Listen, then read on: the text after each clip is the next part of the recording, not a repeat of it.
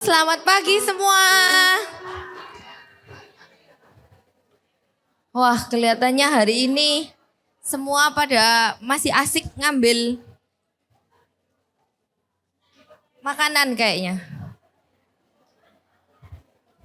Gimana hari ini? Masih excited, masih semangat gak? Hari ini pertemuan terakhir loh. Sudah tahu belum kalau hari ini pertemuan terakhir? Sudah kakak. Aduh, kaget aku. Suaraku kencang, suara ini kayak roh halus. Ya saya masuk saja. Saya masuk saja. Aduh. Suara dari surga. Ya, betul. Ini suara dari dunia, ini suara dari surga. Jauh banget.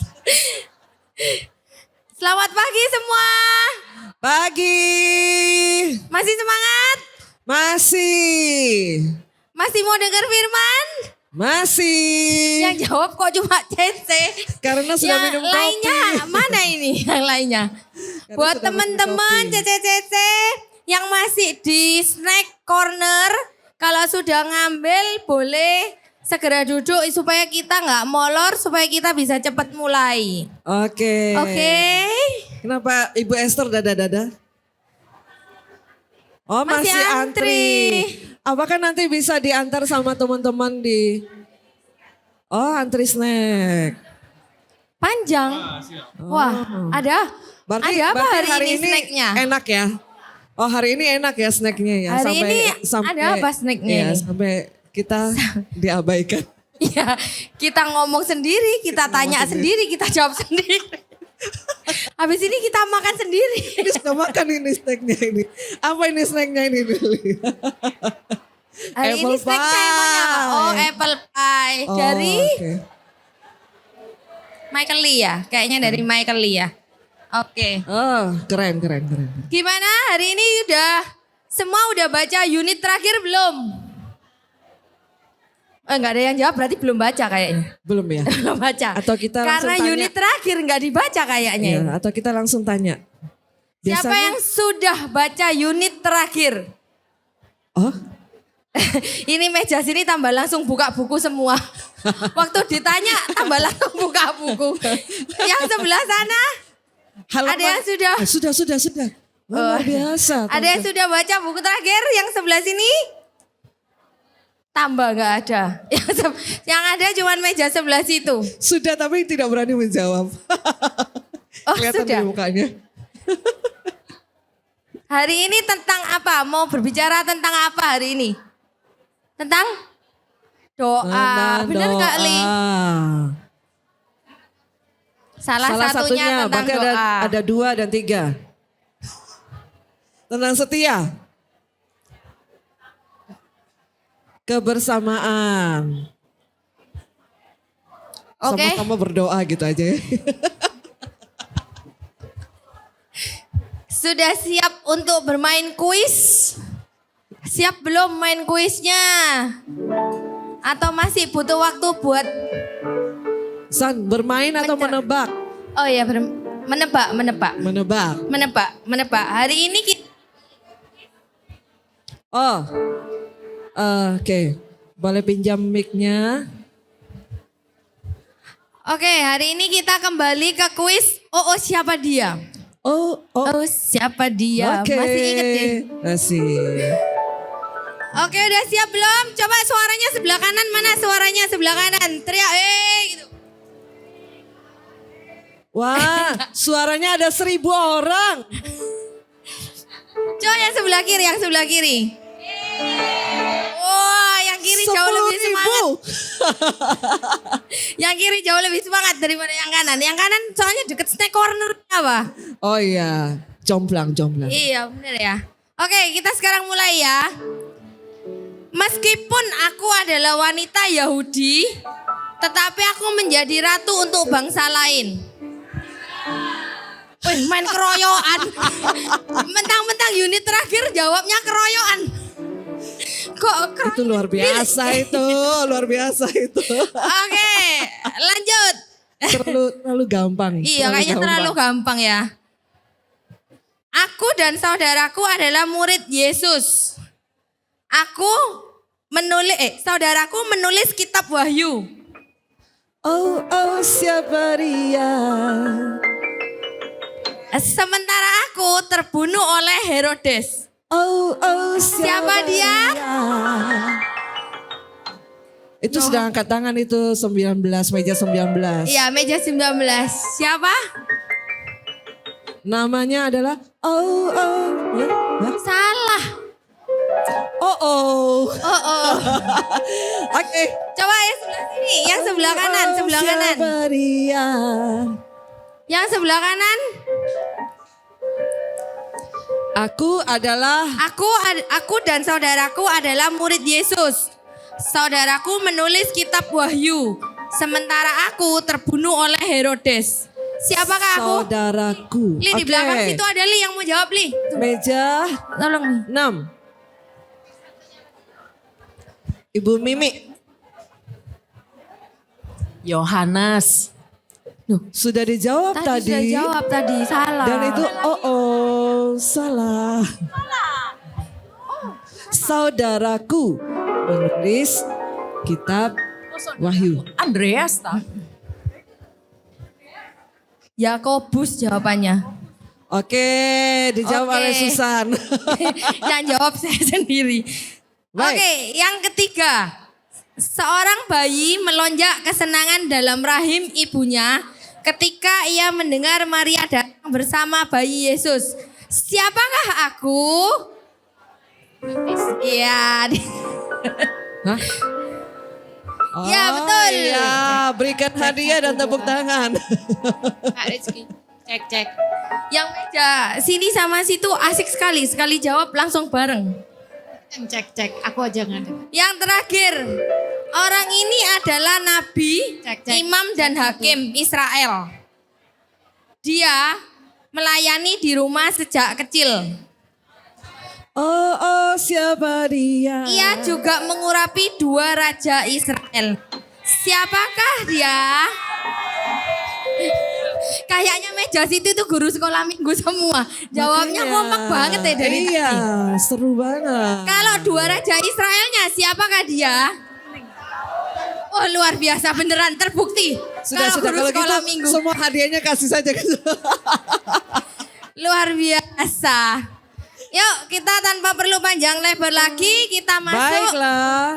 ke berpacu dalam pujian.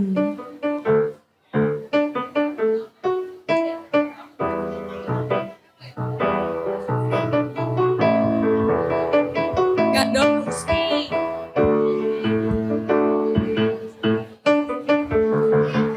Mik, coba meja sih.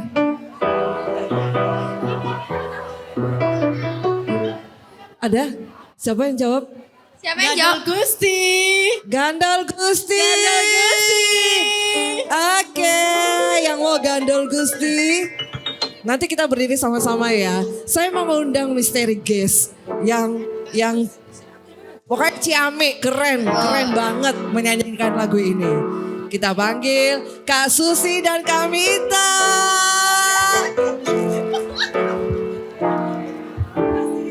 Cek. Silakan Kak. Gak boleh cuma nyanyi loh ya, harus ada gerakannya. Oh gitu, biasanya Ya. gerakan Mita. Ya. Kan unit terakhir kita buat yang seheboh mungkin. Semuanya. Gandol Gusti. Gandol Gusti. Gandol Gusti. Ayo. Ayo boleh yang lainnya ikut berdiri yuk, ikuti gerakannya. Berdiri. Ibu-ibu berdiri. Gandol Gusti. Ayo boleh yang berdiri yuk. Gandol Gusti. Gandol Gusti. Gandol Gusti. Asik. Sabar dina wengi gandol Gusti. Aku ora percaya ora bakal cilaka nanging uripku mulya selaminya.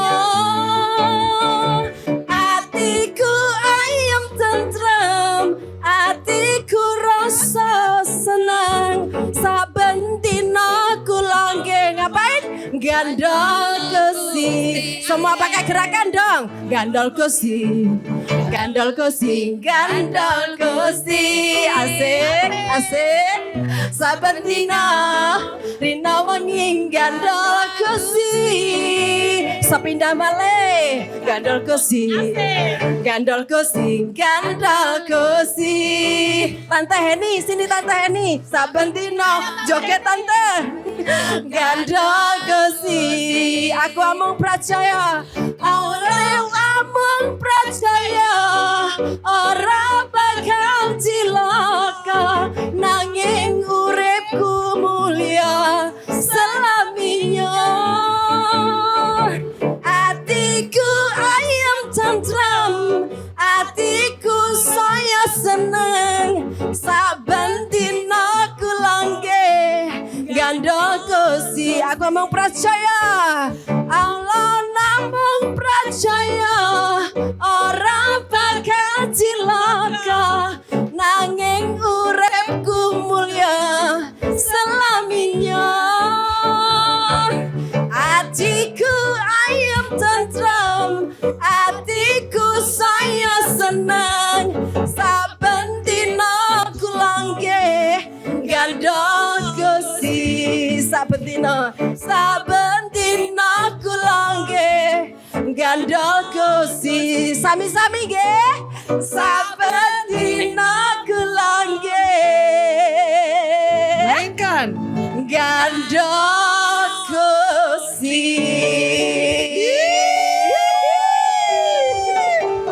Artinya apa ya Kak Susi?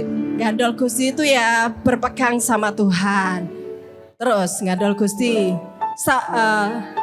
Gandol Gusti sak bendino. Setiap hari saya mau berpegang kepada Tuhan gitu. Terus saya aku amung percaya, saya itu hanya percaya, tidak akan celaka. Terus hidupnya itu kekal mulia gitu. Haleluya, bagus biasa. sekali ya. Kita sepenuhnya mengandalkan Tuhan. Oke.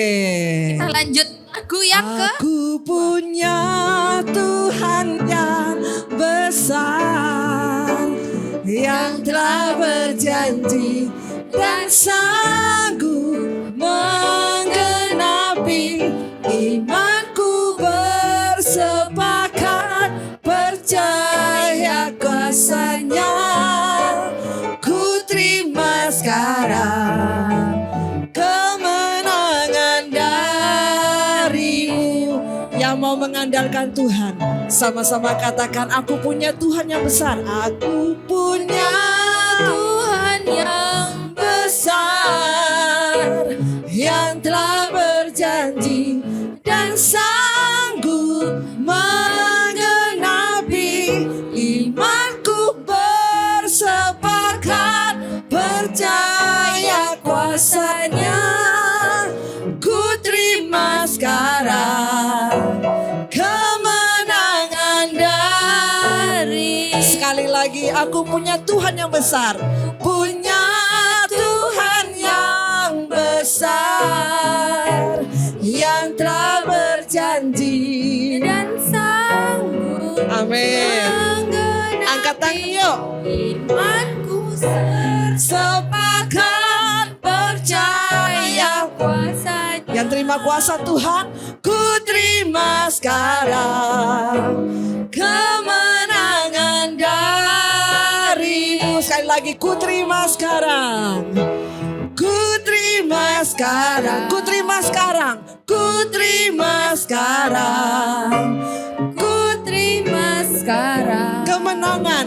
Kemenangan darimu. Puji Tuhan, haleluya, amin. Silakan duduk kembali. Oke, tanpa perlu panjang lebar lagi, kita panggilkan moderator hari ini Yenici dan pembicara hari ini Ko Agus Lianto. Tepuk tangan buat mereka berdua. Cek. Selamat pagi semua. Pagi juga Pak Agus Lianto. Pagi. Oke, sebentar ya.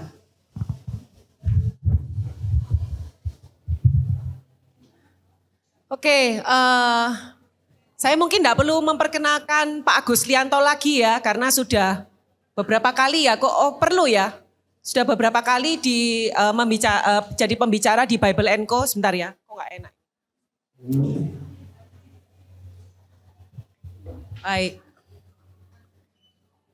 Selamat pagi Ko Agus. Pagi.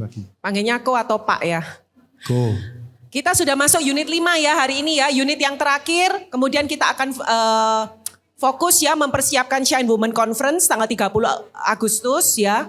Ini adalah hari terakhir, jadi disimak yang sungguh-sungguh ya.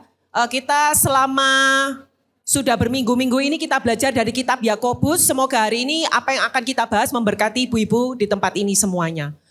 Ko Agus, kita membahas kitab Yakobus 5 ayat 1 sampai 18.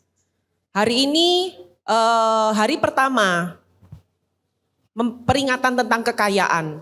Saya jadi curious saat saya membaca unit 5 ini. Peringatan tentang kekayaan. Saya ingat Koan itu pernah khotbah. Tuhan kan gak melarang kita menjadi kaya raya. Tetapi bukankah kekayaan itu jauh lebih baik jatuh pada orang-orang yang takut Tuhan daripada orang-orang yang tidak takut Tuhan. Tetapi sebetulnya di dalam realita kehidupan sehari-hari saya sering kali menjumpai, kalau saya ngobrol nih Ko ya. Saya ngobrol, misalnya nih saya ngobrol sama yang punya usaha, yang punya pabrik, yang punya toko. Dengan kalau saya ngobrol dengan seseorang yang statusnya dia itu menjadi pegawai. Atau dia masih bekerja dengan orang ya. Kita tuh seringkali kalau saya ngobrol itu selalu ada kesenjangan. Kalau misalnya nih hari ini saya jadi bos. Saya selalu akan punya komplain tentang pegawai saya. Kurang rajin, nggak bisa achieve target, terus kurang ini, kurang itu. Sebaliknya kalau status kita sebagai pegawai, sebagai staff, atau mungkin kita ya apapun lah ya profesinya ya, itu juga akan selalu komplain, bos saya itu pelit, bos saya itu kalau cuti mau minta cuti aja dipersulit, bos saya begini dan begitu, selalu memberikan saya pressure dan sebagainya.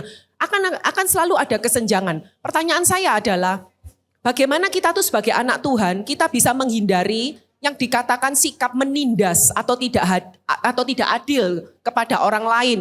Misalnya orang yang bekerja pada kita, staf, ART, sopir dan sebagainya. Nah, bagaimana itu Ko?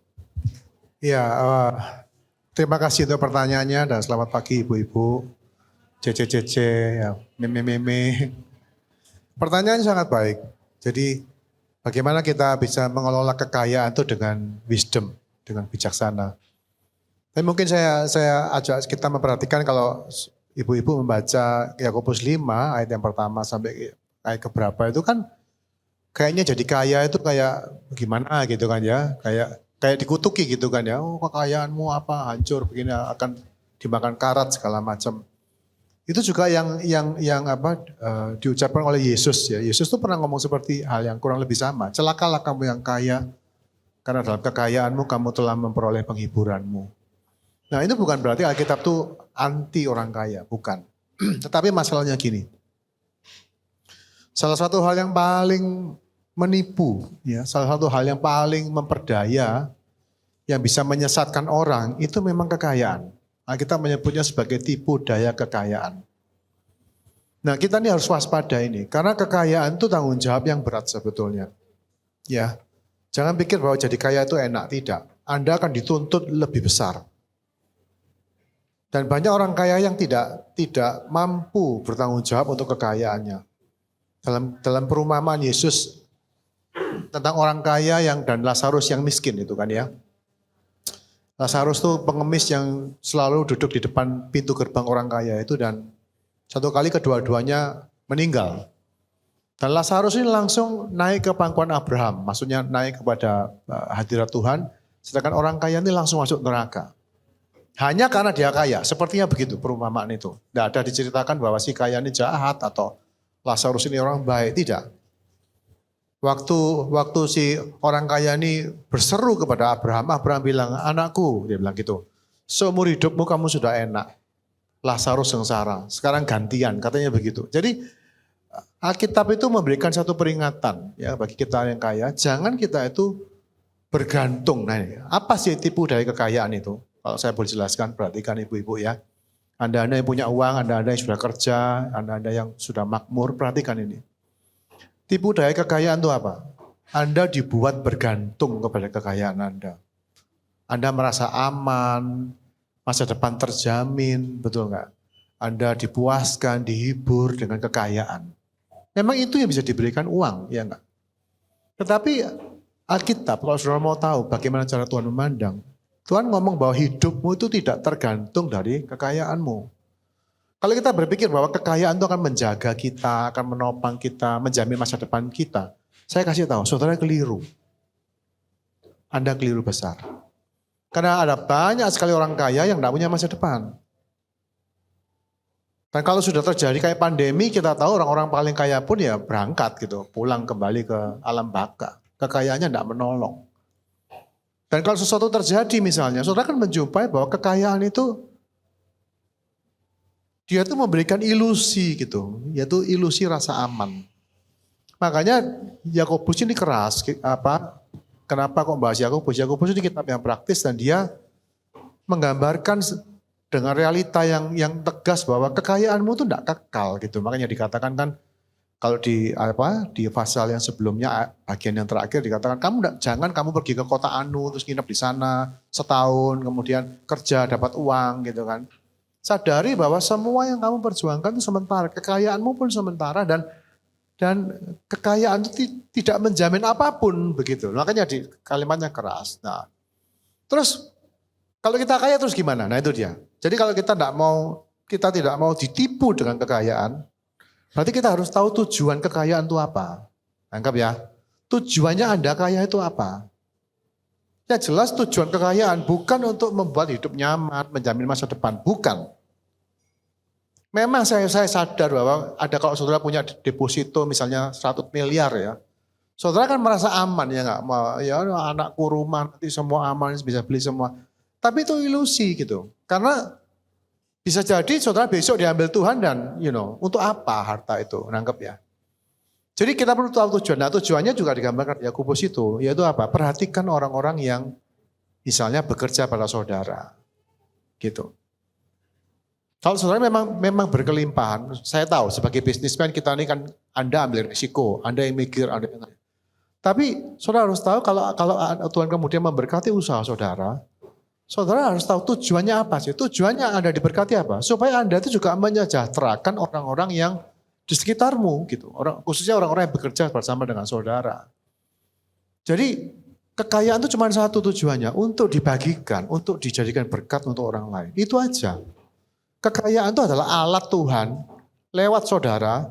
Tuhan itu memelihara kehidupan orang-orang di sekitar saudara yang tidak sekaya Anda, khususnya orang-orang yang bekerja. Jadi saya mendorong misalnya para businessman, businesswoman ya, kalau mau kembangin usaha, kembangin. Karena dengan mengembangkan usaha, Anda tuh memelihara lebih banyak keluarga. Tujuannya tuh cuma itu. Anda akan memelihara jauh lebih banyak orang yang akan terpelihara secara finansial oleh kreativitasmu. Nah itu mulia. Dan itu kekal saya kasih tahu. Waktu saudara, kan Yesus pernah ngomong, jangan kumpulkan harta di dunia, kumpulkan harta di sorga. Saya kasih tahu, apa itu kumpulkan harta di sorga? Gunakan kekayaanmu untuk mencapai hal-hal yang kekal, itu maksudnya. Kekayaan itu kan sementara, ya enggak? Semua kan sementara. Bagaimana menggunakan yang sementara untuk mencapai hal-hal yang kekal, itu loh maksudnya. Bagaimana? Investkan di manusia. Karena manusia itu makhluk kekal. Jadi praktikalnya gimana? Yakobus bilang, jangan menindas. Maksudnya apa? Bersikaplah satu adil, dan dalam keadilan itu ada compassion, belas kasihan. Karena ya kita kan menjumpai kan ya, namanya pegawai itu ada aja. Cobalah gunakan dua. Dan keadilan dan belas kasihan ini nyambung enggak? Nyambung sebetulnya. Bagaimana saudara bersikap adil sekaligus berbelas kasihan. Saya boleh kasih contoh ya, contoh praktisnya ya. Di Alkitab tuh Yesus pernah ngasih perumpamaan yang menarik. Ada satu bos, dia cari pegawai harian. Jam 6 pagi dia keluar, ya enggak? Kerja 12 jam, 1 dinar. Jam 6 sampai jam 6 sore. Jam 9 dia keluar lagi. Oh masih ada yang nganggur, ayo kerja sama aku.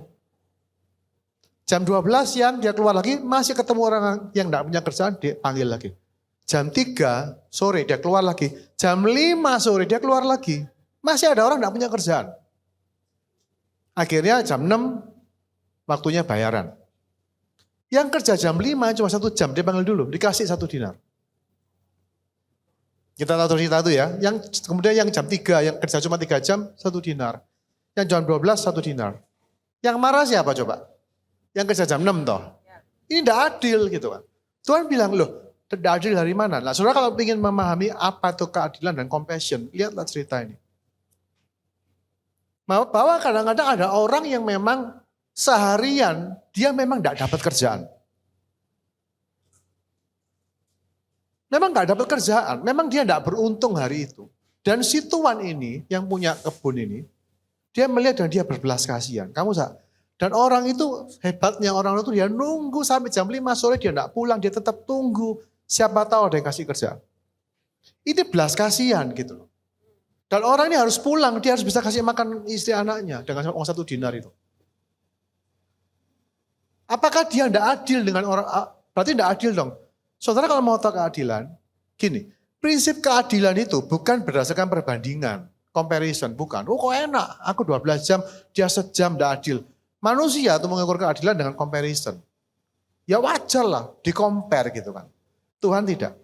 Tuhan menentukan keadilannya dengan compassion. Dia bilang, kita sepakat tuh 12 jam 1 dinar. Kita fair kok. Kalau aku berbelas kasihan sama orang, kamu tidak bisa nuntut itu gitu. Nah saudara coba pahami belas kasihan Tuhan. Saudara punya pegawai juga sama. Sometimes ya, ada pegawai ya wis begitulah. Whatever happen. Nah, kalau saya bilang, sesuai dengan kesepakatan saudara, berikan. Tapi saudara juga belajarlah untuk peka, berbelas kasihan lah. Kalau dia misalnya tiba-tiba anak sakit atau apa. Kita bisa ngomong, ya enggak peduli, bukan urusanku. Sudah aku gaji toh, gajiku udah cukup di atas UMR.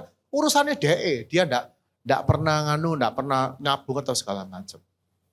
Tapi saya kasih tahu, belas kasihan itu beda. Belas kasihan itu hatinya Tuhan. Nah ini miliki ini. Kalau saudara tidak punya belas kasihan, kekayaan itu sudah menipu saudara.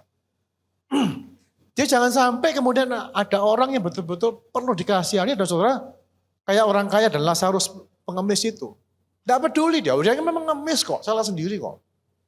Tak kasih seadanya, nggak peduli. Saudara saya kasih tahu. Saudara kalau mau tidak ditipu oleh kekayaan, berbelas kasihanlah.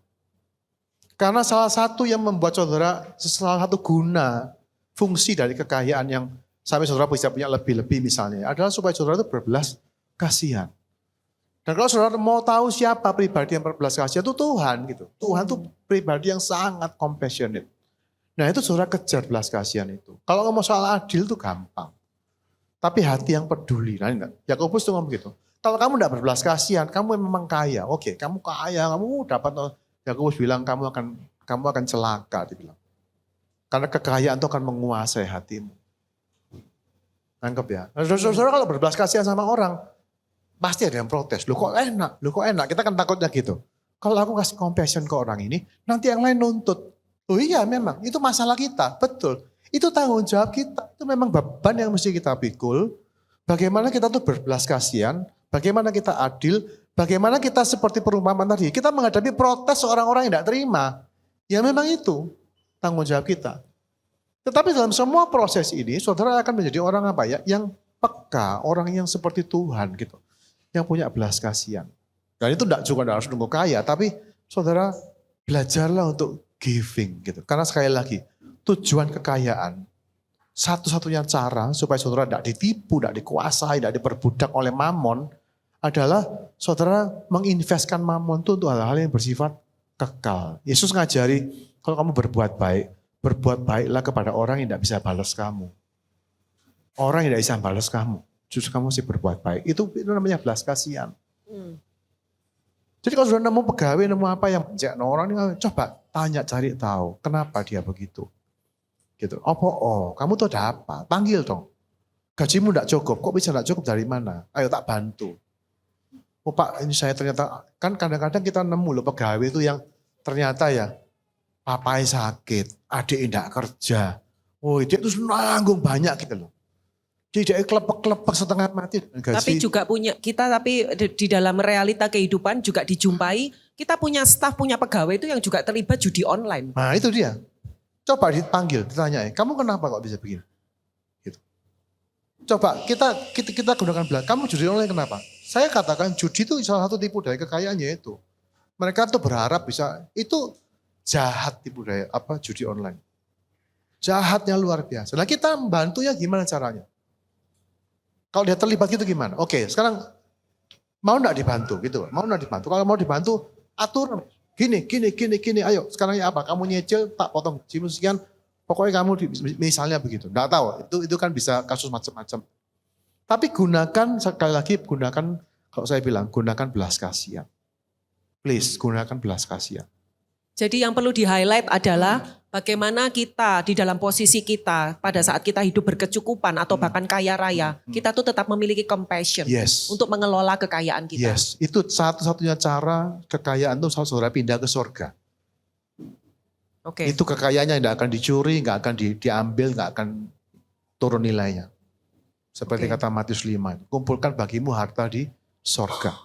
Dan investasi yang kekal itu adalah investasi pada manusia. Yes, exactly. Melalui belas kasihan.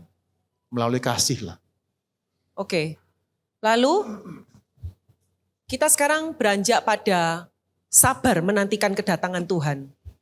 Yakobus 5 ayat 7 sampai 8. Karena itu saudara-saudara bersabarlah sampai kepada kedatangan Tuhan. Sesungguhnya petani menantikan hasil yang berharga dari tanahnya. Dan ia sabar sampai telah turun hujan musim gugur dan hujan musim semi. Kamu juga harus bersabar dan harus meneguhkan hatimu karena kedatangan Tuhan sudah dekat. Amen. Sebenarnya kalau kita bicara tentang kesabaran, apa tantangan terbesar kita itu untuk tetap sabar dalam penderitaan? Karena masing-masing orang di ruangan ini saya tahu memiliki masalahnya masing-masing yang harus diselesaikan dan harus ditanggung. Kadang-kadang kita tuh sudah tidak kuat gitu ya untuk tetap sabar di dalam pergumulan kita. Yes. Ya, thank you. Pertanyaannya juga luar biasa. Begini ya ibu-ibu. Mungkin baru dalam 300 tahun terakhir, kalau saya nggak salah 300 tahun terakhir ini, world view-nya manusia itu berubah. Gitu. Kita ini sekarang hidup di zaman di mana tolok ukur kehidupan yang baik itu adalah kehidupan yang nyaman, enak, dan saudara bisa dapatkan apa yang saudara mau. Itu tolok ukur kehidupan yang berhasil. Kehidupannya tanpa penderitaan, hidup yang result oriented, yang semua serba cepat, you can get whatever you want in the time that you want gitu. Whenever you want. Itu maksudnya tolok ukur dunia ya kok? Itu world view, itu cara pandang hidup. Jadi hidup yang berhasil itu apa? Itu loh, ke luar negeri setahun 10 kali ya kan. Terus barangnya itu api-api gitu. Itu orang mengukur kehidupan well off itu berdasarkan hal-hal yang bersifat materi, kenyamanan, kemapanan dan seperti itu. Itu baru pandangan hidup seperti itu tidak lama sebetulnya. Itu ada sejarahnya. Nah pandangan hidup yang benar saya kasih tahu. Pandangan hidup yang benar dan realistis based on the truth ya saya kasih tahu. Hidup itu harus ada penderitaannya. Penderitaan itu harus loh, harus. Kalau hidup itu tidak ada kesusahan, Anda bahkan tidak bisa hidup normal. Nah sekarang bayangkan dengan cara pandang bahwa hidup itu tidak seharusnya ada penderitaan. Dan begitu realita itu memukul, kita terpukul dong. Karena kita pikir bahwa tidak seharusnya aku hidup seperti ini. Sekarang coba saya tantang Anda semua. Coba Anda berpikir, hidup itu harus ada penderitaan, harus ada. Itu enggak enak loh statementnya itu. Nah betul, tapi gini. Itu kayak gini loh. Anak tuh harus sekolah enggak? Iya. Di sekolah toh? Iya. Sekolah tuh menderita enggak? Iya. Menderita. Siapa anak? Libur seneng enggak anak? Iya. Mana ada anak libur terus nanti aku enggak mau libur, aku seneng. Enggak ada. Sekolah tuh sorong. Harus. Pertanyaannya, kalau kita ngomong sama anak kita, nak wis kamu timbang soro-soro, enggak usah sekolah wis, enggak usah belajar. Wis pokoknya mama cukup kok. Kamu pokoknya tak kasih makan sama umur hidup, tak beli rumah wis gitu. Jadi apa anak kita? Nangkep ya? Jadi menderita itu harus gitu. Nah begitu kita tuh kehilangan pandangan ini, kita shock waktu kita menderita. Loh kok gini? Loh kok gini? Gitu. Akhirnya apa? Getas. Saya terakhir-akhir ini melayani anak-anak muda ya, anak-anak yang masih di bawah 20 tahun yang bipolar disorder, ya, major depression disorder. Ada yang namanya borderline personality. Saya belajar, saya lagi melayani orang-orang yang mental illness, anak-anak muda. Dan saya pelajari betul-betul, sekarang tingkat mental illness di kalangan anak muda itu meningkat ratusan kali. Sumbernya cuma satu, ternyata setelah diselidiki secara sosiologi, sosial media, internet. Jadi anak-anak sekarang usia 20-15 itu sudah stres dan sudah bipolar, sudah apa? Kenapa? Lewat sosmed mereka memikir bahwa hidup tuh kayak gitu itu. Meriah, bright dan fun gitu. Mereka taunya itu karena yang ditampilkan di sosial media apa? Hal-hal yang keren, hal-hal yang gitu.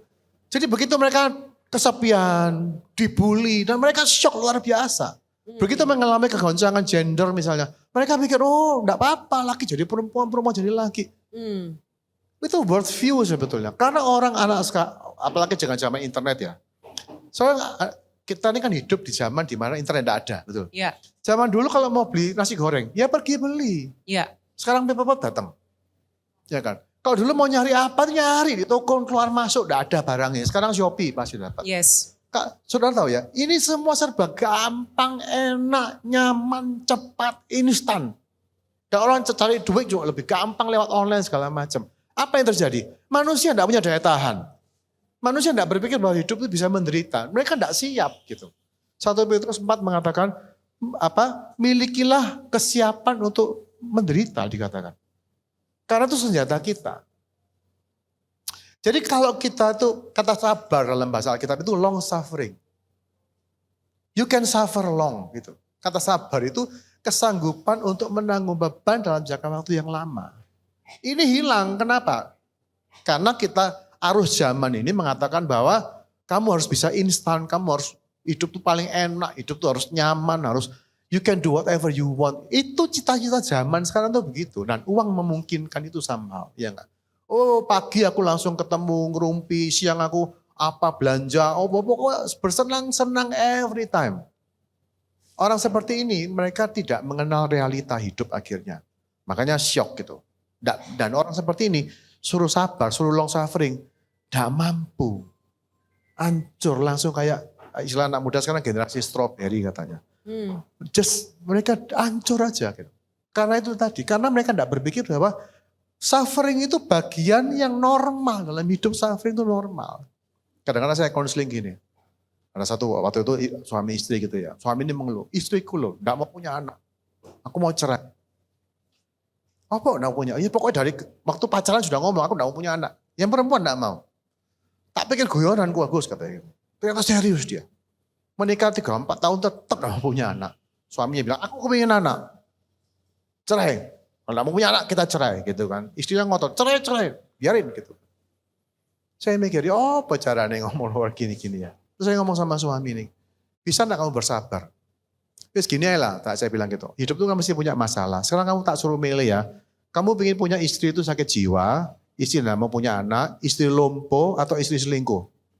Milion, kok udah enak kabeh gue Agus. Ya memang tak suruh milih masalah gitu loh. Multiple choice. Kan hidup tuh mesti punya masalah. Wis milion, kamu punya istri selingkuh, istri yang cacat, gitu, istri yang edan gendeng atau istri enggak mau punya anak.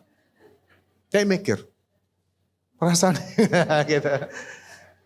Karena sometimes ya, saudara-saudara, kalau kita tahu bahwa hidup ini selalu harus ada penderitaan, saudara bisa lihat bahwa akhirnya sama, saudara bisa lihat, iya nih perlu. Dan yang kedua, long suffering itu proses tunggal menuju karakter Kristus. Saya kasih tahu. Long suffering itu adalah proses tunggal menuju karakter Kristus. Yesus itu pun long suffering juga. Jadi kalau saudara tidak mau long suffering, saudara tidak mau menderita, tidak mau sabar, saudara tidak akan mencapai pertumbuhan rohani. Saudara akan tinggal di permukaan, saudara akan menjadi orang yang goncang. Kayak ada badai goncang, ada apa goncang begitu. Itu realitanya, itu kayak bangun rumah di atas pasir itu loh. Kayak kapal tidak ada jangkar itu loh. Ada ombak dikit sudah wah. Sementara yang saudara kalau punya kualitas long suffering ini dilatih lewat apa? Suami, anak ya tahu latihan di itu. Tapi saudara kalau punya kualitas ini, saudara tidak akan goncang, mau perang dunia ketiga pun saudara tidak goncang, saya kasih tahu. Nah pertanyaannya, Anda mau enggak kehidupan yang seperti itu? Kehidupan di mana saudara itu enggak sempurna, enggak harus sempurna, dan enggak mungkin sempurna. But the way you see your life, the way you see the world itu ya. Kalau saudara melihatnya dengan kacamata yang benar, saudara tahu bahwa, oh aku lagi kena masalah nih, aku lagi kena masalah nih. Biasa. Alkitab ngomong, semua persoalan yang kamu hadapi itu persoalan biasa. Paling jelek itu mati. Loh iya toh.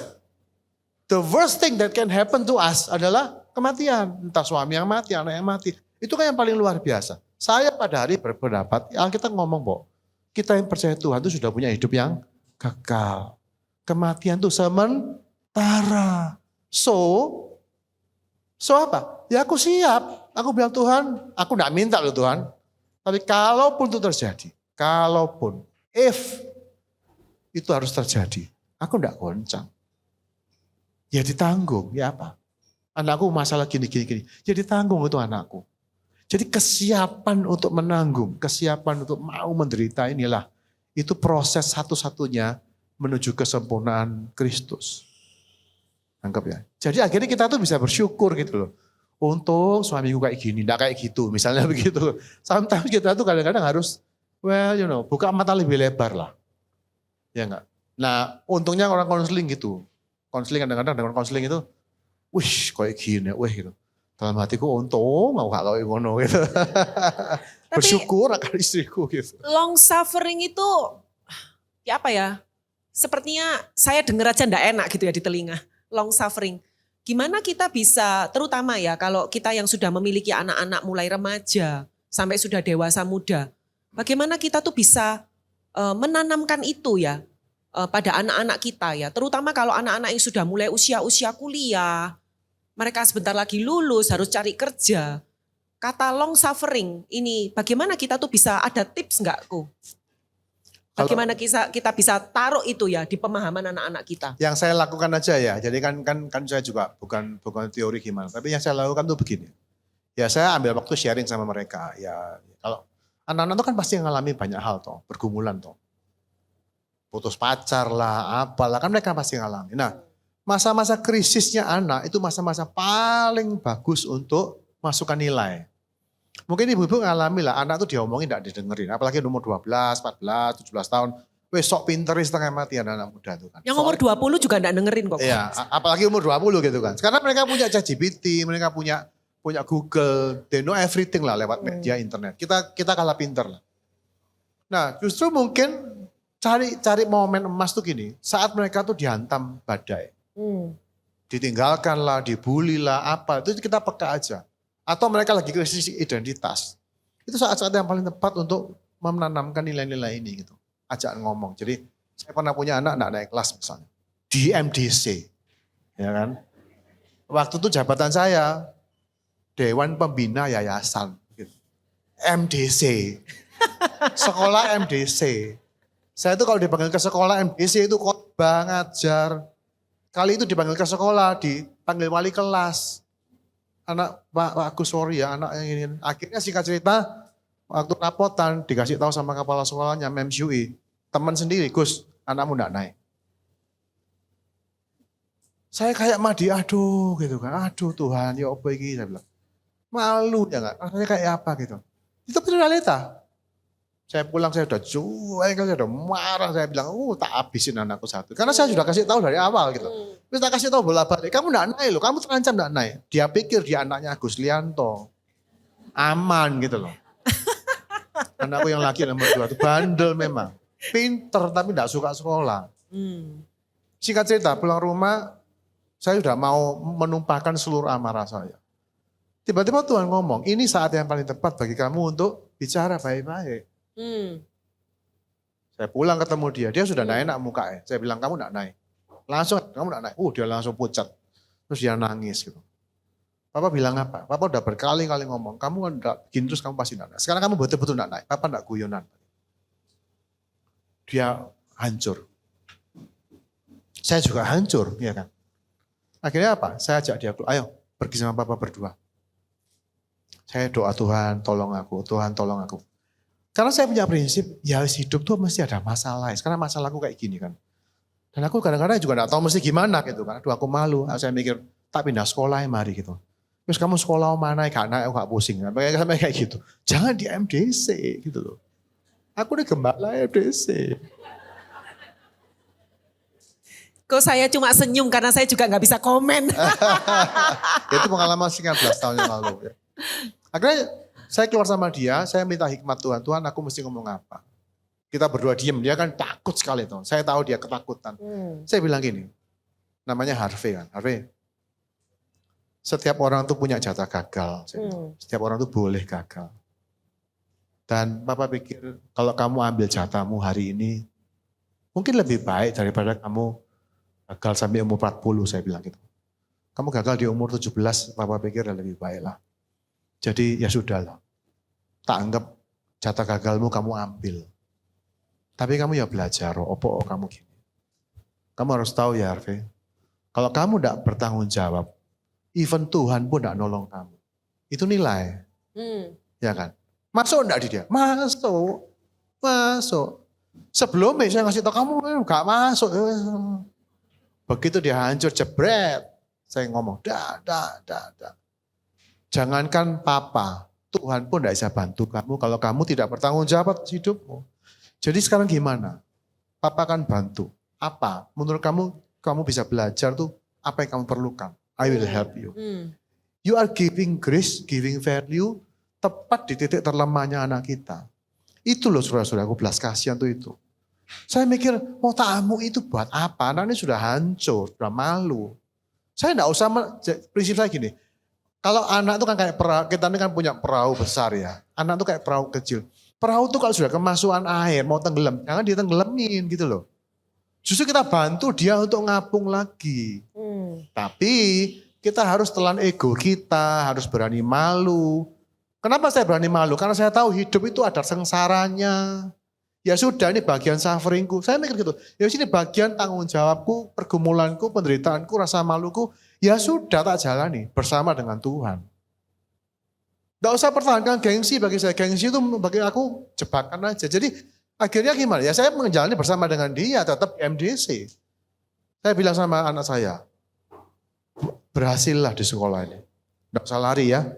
Make it happen, sukseso, naik kelaso, dan lulus dengan baik.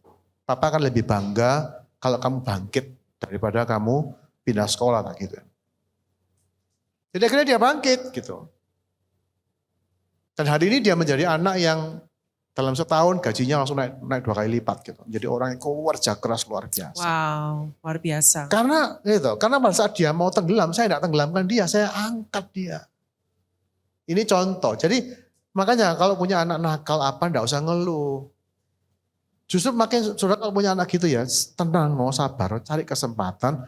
Begitu anak saudara tuh messed up gitu. Entah dia tuh berbuat sesuatu yang salah atau apa. Jangan marah. Mama bilang apa? Udahlah, percuma dimarahi.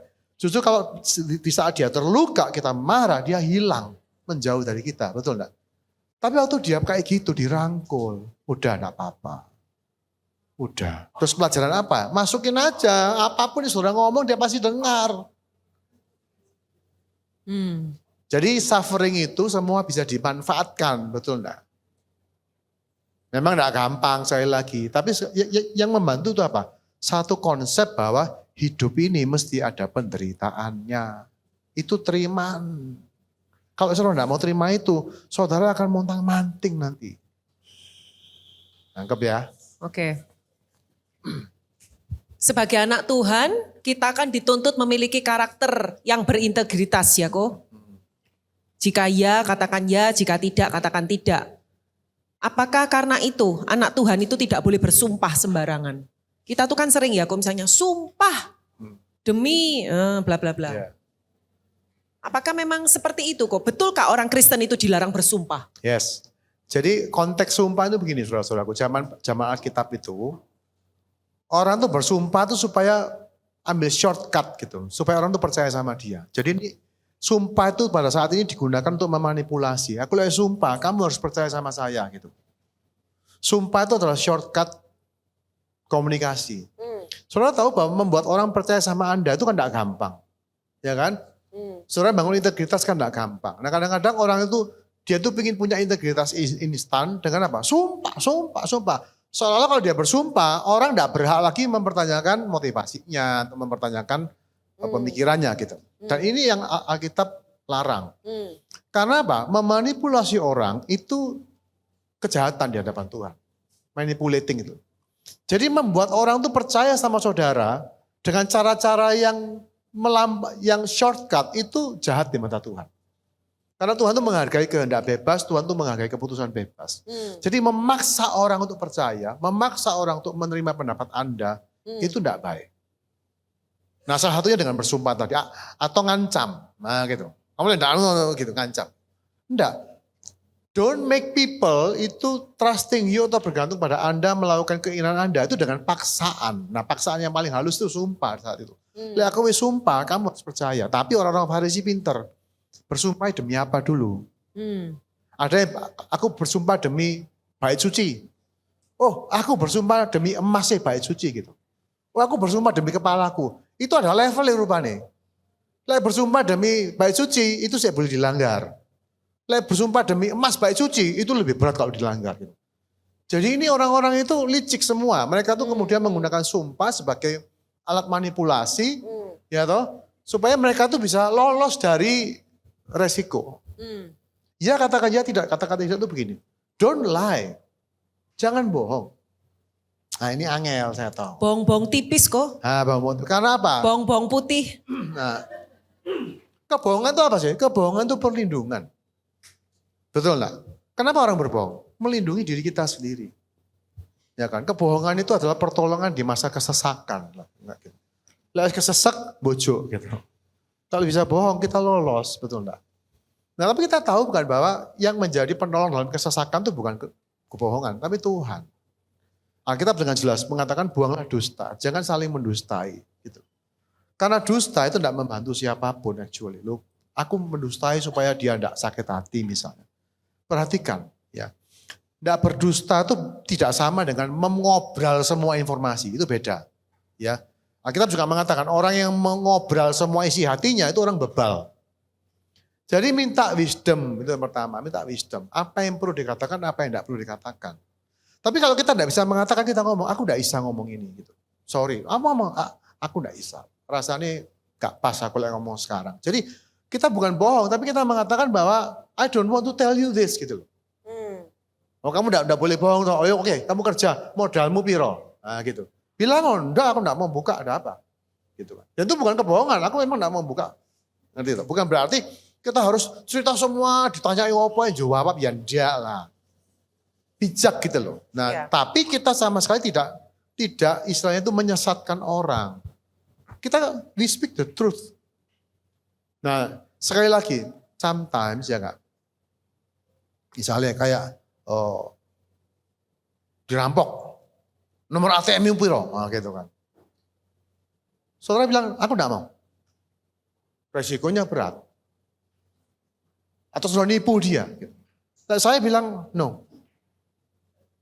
Nggak usah, karena nyari kebohongan bagi saya berat gitu. Saya kalau suruh bohong tuh paling bingung. Bohongnya apa caranya, karena wis gak biasa gitu.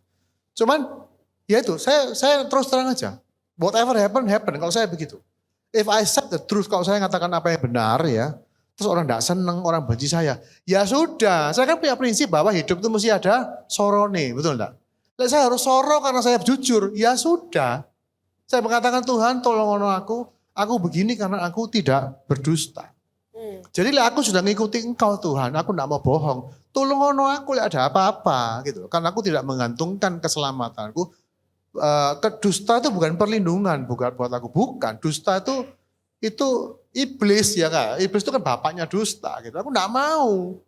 Tapi aku tahu kalau aku enggak berdusta, satu kali aku bisa terjebak dengan omonganku, bisa disalahgunakan, dipelintir orang. Dan itu terjadi. Yang saya public figure. Terjadi dipelintir, dimenggok-menggok. No. Apa yang saya lakukan? Ya aduh kok iso kayak gini so. Ya wes. Terus bagaimana? Ya saya tanggung long suffering tadi itu. Long suffering. Kembali lagi ke long suffering. Tidak apa-apa saudara-saudara. Ya jadi jangan berdusta sama anak, sama suami, sama tidak usah bohong gitu. Santai aja. Nah, hidup itu prinsipnya gini loh ya. Kalau kita tuh berusaha mengendalikan semuanya, Tuhan lepaskan, ya wes, kendali no. Saudara kalau berusaha mengendalikan semuanya, apa yang terjadi? Anda akan khawatir itu pertama, takut. Tambah khawatir, tambah suka bohong. Rasa takut akan menguasai hidup Anda. Nanti ini apa? Nanti ini gimana? Nanti apa? Kalau aku jujur gimana? Gimana? Akhirnya kita tidak bisa lepas dari khawatir. Bahkan tidak bisa membayangkan hidup tanpa kekhawatiran. Tidak bayang, gak bisa. Apalagi jalani. Nah cobalah belajar gini. Prinsipnya simple kok. Kalau saudara mengatakan Tuhan, aku tuh tidak mengendalikan apa-apa. Kekuatan manusia tuh sedikit. Saya kasih tahu ya saudara-saudaraku. Anda boleh ngakui, boleh enggak. Kekuatan kita untuk mengendalikan tuh hampir tidak ada. Kecil, sedikit sekali peran kita itu. Ku hidup karena anugerah Tuhan. Betul enggak?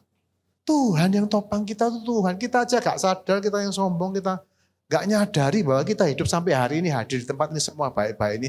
Itu anugerah Tuhan, Tuhan yang pelihara, Tuhan kasih kesehatan, Tuhan kasih nafas, Tuhan kasih semuanya. Ya.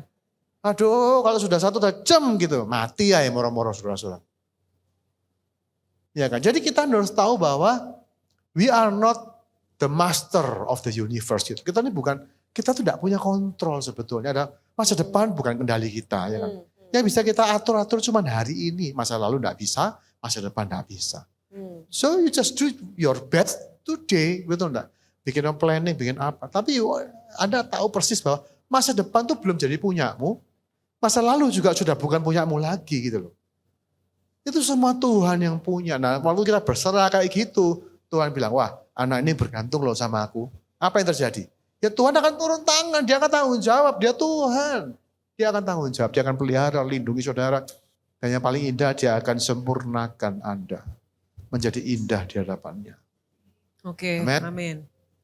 Yakobus 5 ayat 16 mengatakan, karena itu hendaklah kamu saling mengaku dosamu dan saling mendoakan. Yes. Kenapa Yakobus menekankan tentang pentingnya pengakuan dosaku? Pengakuan dosa itu berkaitan dengan kejujuran ya. Jadi belajarlah untuk minta maaf. Belajarlah. Bilanglah, aku salah. Ucapan ini, aku salah, aku dosa. Saya kasih tahu. Itu manusia daging tidak bisa lakukan. Tapi saudara melihat bahwa waktu saudara mengatakan, aku salah, aku keliru. Itu ada beberapa hal yang terjadi. Yang pertama, saudara mengakui sebuah realita. Bahwa Anda memang orang berdosa. Itu realita. Gitu. Diakoni gak diakoni itu namanya realita. Yang kedua, saudara kan punya belajar untuk merendahkan diri. Ya toh, kerendahan diri itu penting untuk long suffering tadi itu. Yang ketiga, saudara juga akan bisa lebih gampang untuk menerima kesalahan orang lain. Ya kan, saya hari ini jujur, saya bukan bermaksud nyombong ya, mohon maaf. Saya tidak punya sakit hati sama orang.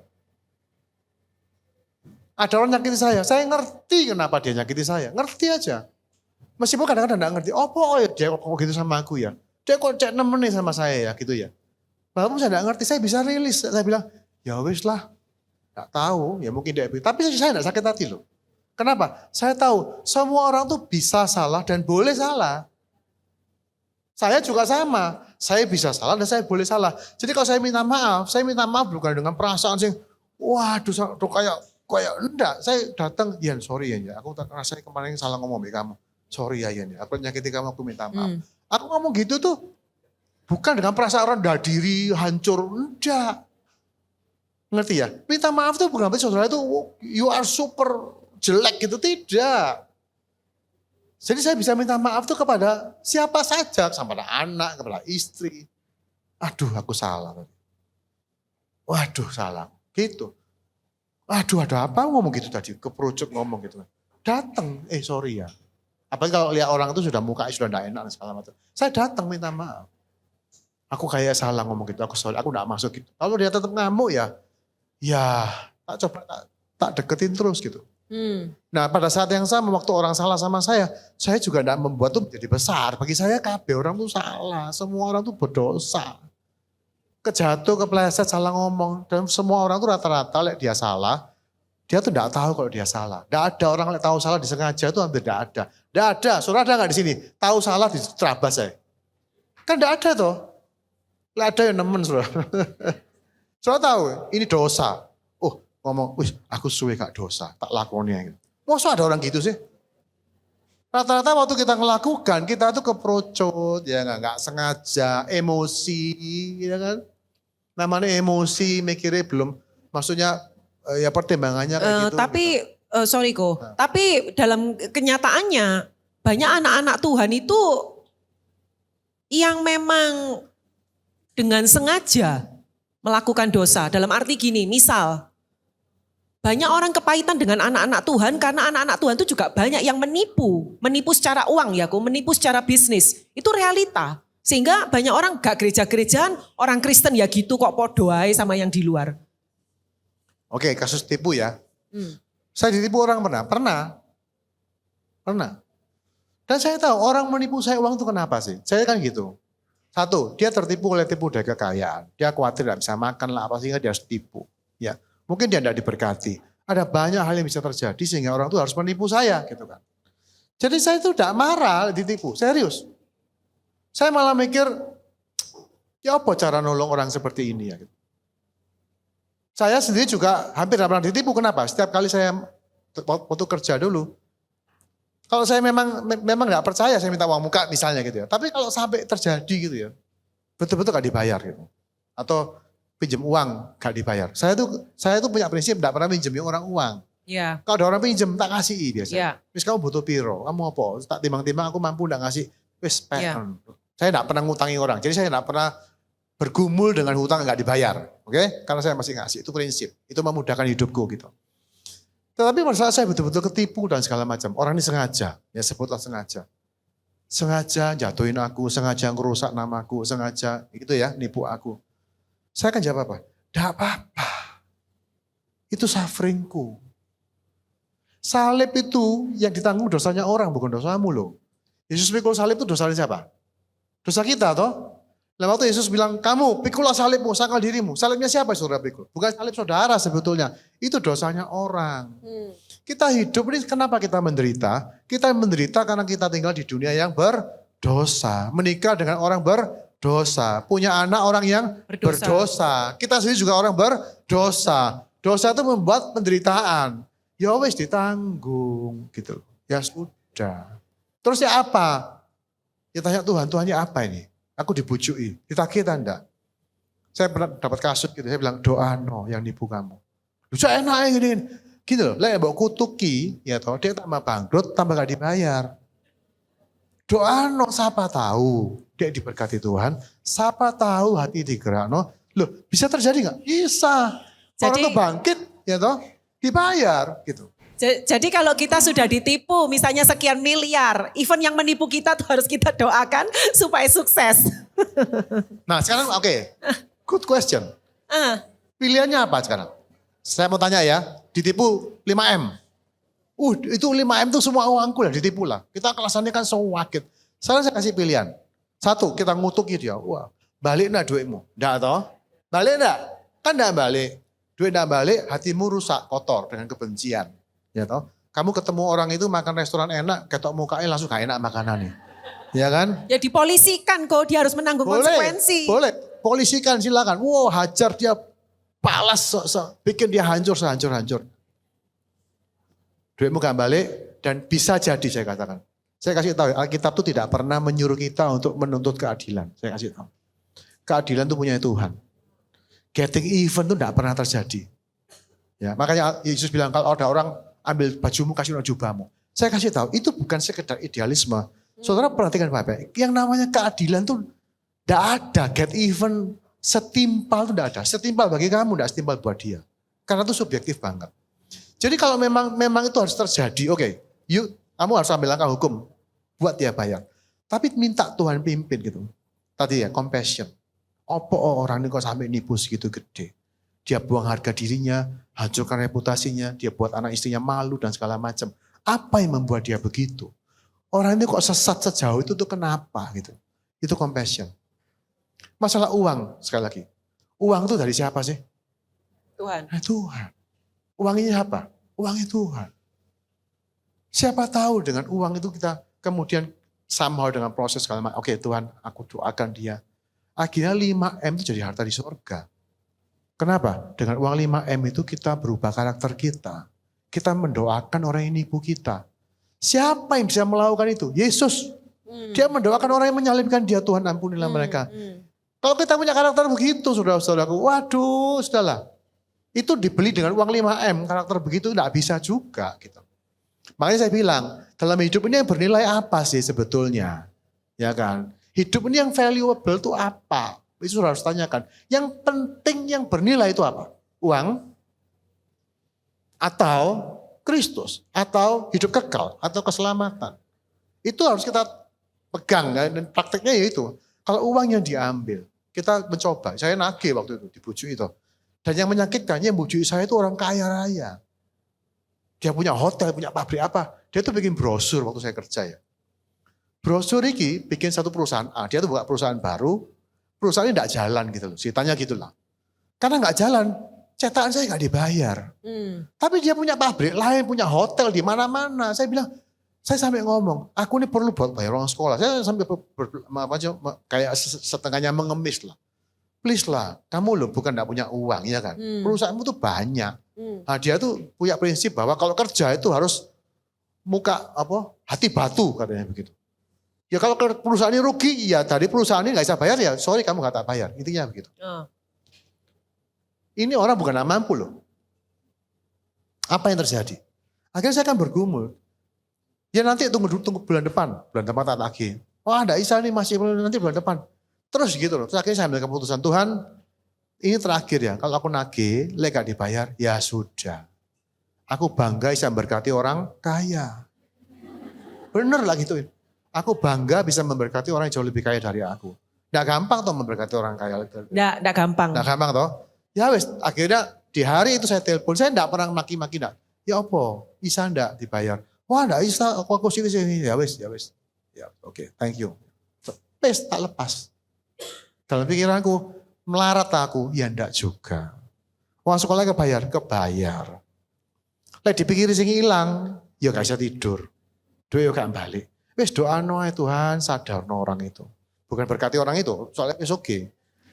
Sadar no gitu. Supaya dia tuh enggak celaka di masa depan, supaya gitu.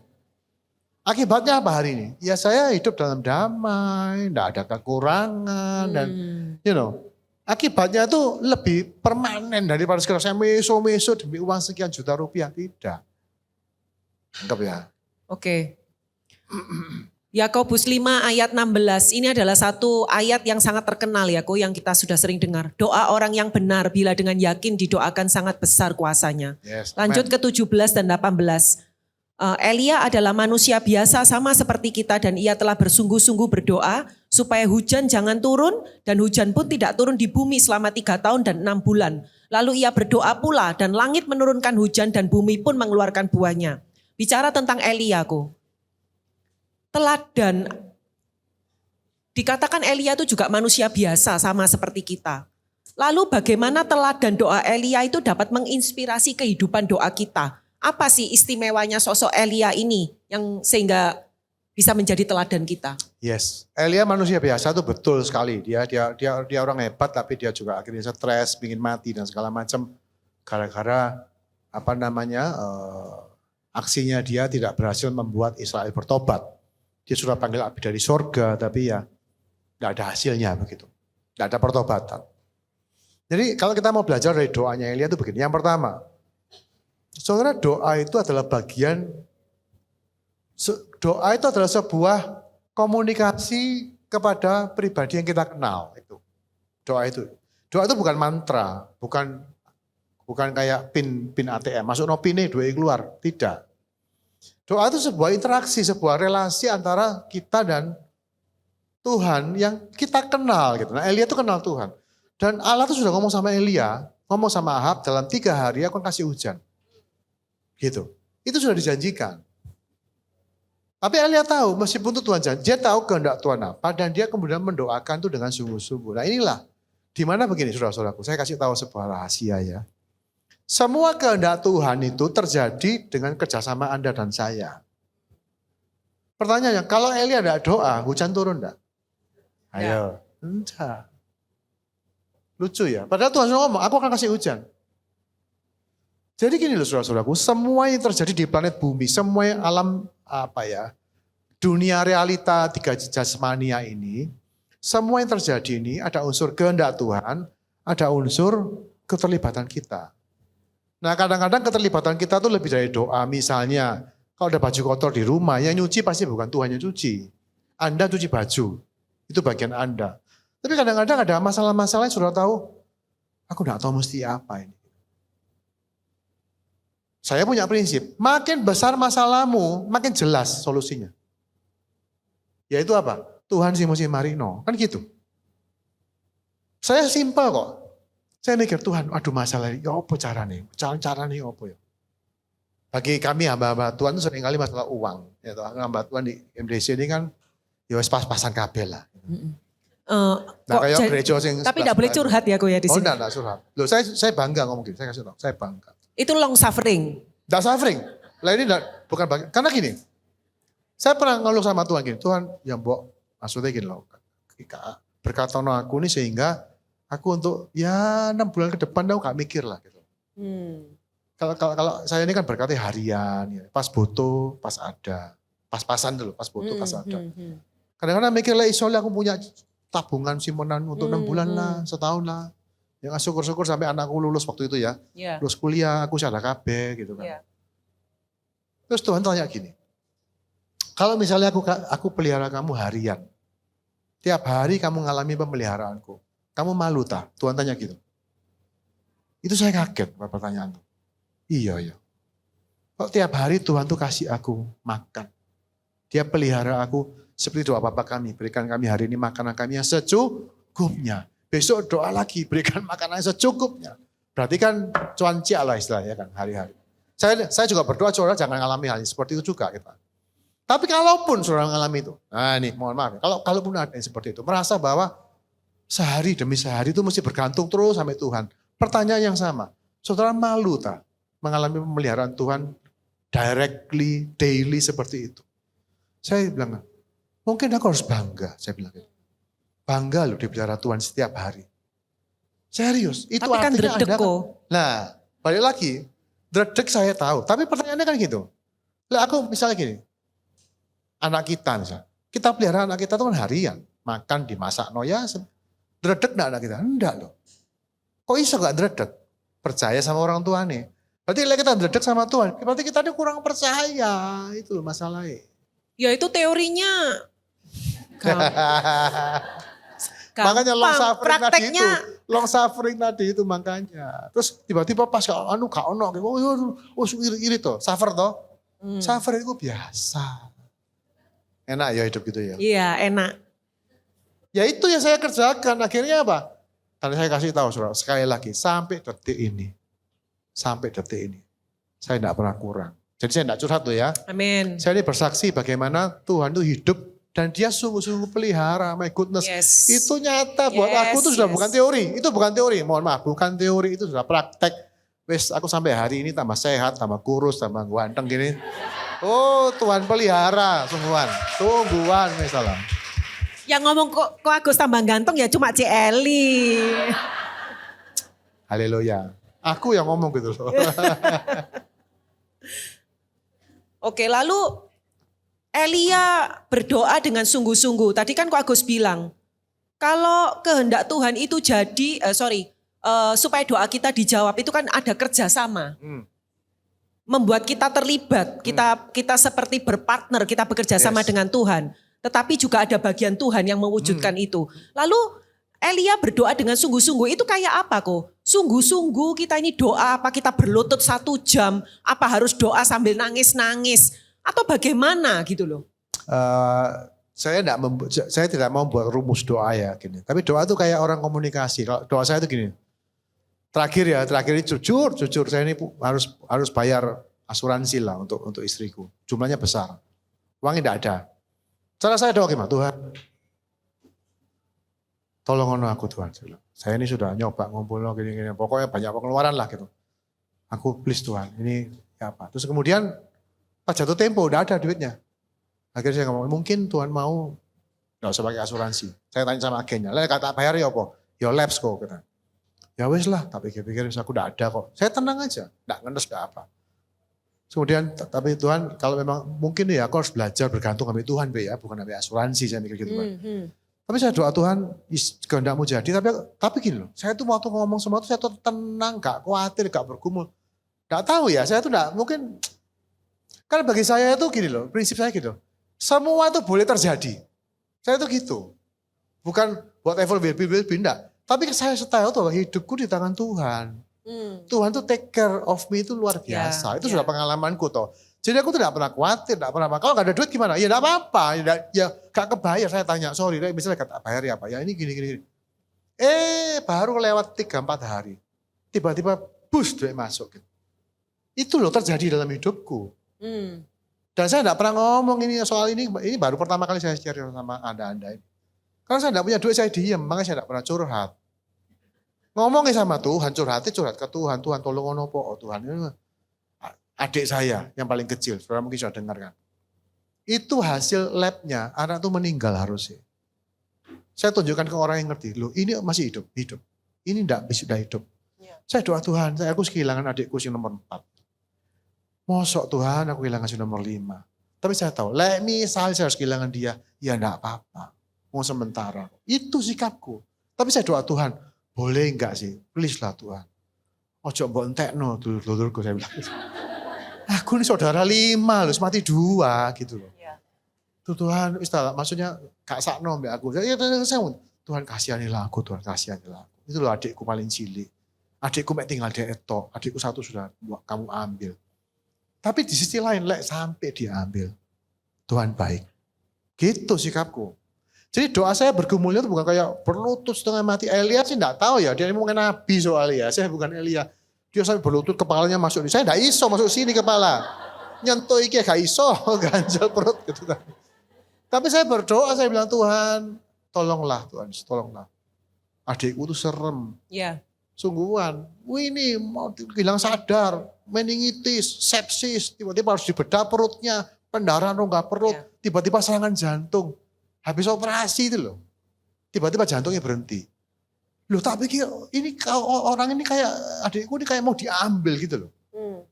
Saya aduh maksud aku harus ngulangi lagi semua pengalamanku bersama. Saya Tuhan jangan. Ya boleh toh doa, Tuhan jangan ambil. Tapi di balik itu sekali lagi kita sikap di mana kalaupun sampai terjadi, aku tahu this is the best. Gitu. Dan saudara boleh percaya boleh enggak, sekarang dia sudah lari-lari pagi saudara. Iya betul. Sudah jogging. Kemarin kan saya ajak dia makan. Mujizat. Gitu. Jadi ada mujizat, kadang-kadang tidak terjadi juga mujizat. Tapi lewat semuanya itu Tuhan baik. Amin. Karena buktinya itu tidak bisa disangkal gitu Tuhan baik itu. Ya. Dan kesiapan saya untuk long suffering itu yang membuat apapun boleh terjadi. Dan saya tetap bersuka cita, tetap berharap sama Tuhan. Amin. Jadi doa itu kayak apa? Ya doa gitu, ngomong aja Tuhan, ya apa Tuhan ini Tuhan. Saudara mau khawatir boleh, sampaikan aja Tuhan aku capek Tuhan, aku enggak tahu, aku enggak kuat loh cara kayak gini Tuhan. Ngomong. Just be yourself. Enggak usah niru doa si A si B. Kayak saya gitu, Tuhan aku enggak kuat. Tuhan cok teman-teman. Saya bilang ke Tuhan, adikku tuh kayak kali sitok Tuhan. Setelah Tuhan, doaku tuh kayak gitu. Jadi bukan doa yang indah, doa di depan jemaat kan indah-indah ya kan. Tapi doa dewa ya ngomong Surabayaan sama Tuhan. Cok teman-teman Tuhan, ayo Tuhan, kali sitok adikku. Saya bilang gitu. Tolonglah Tuhan, tolonglah. Janganlah, kasihan iparku. Masa aku punya ipar janda kabeh Tuhan. Saya doa gitu, jujur. Mateng aku tak pikir-pikir. Oke, baik. Sudah Haleluya. hampir setengah 12 kita masuk Q&A ya. Silakan kalau ada yang mau bertanya. Ya, oke Caroline.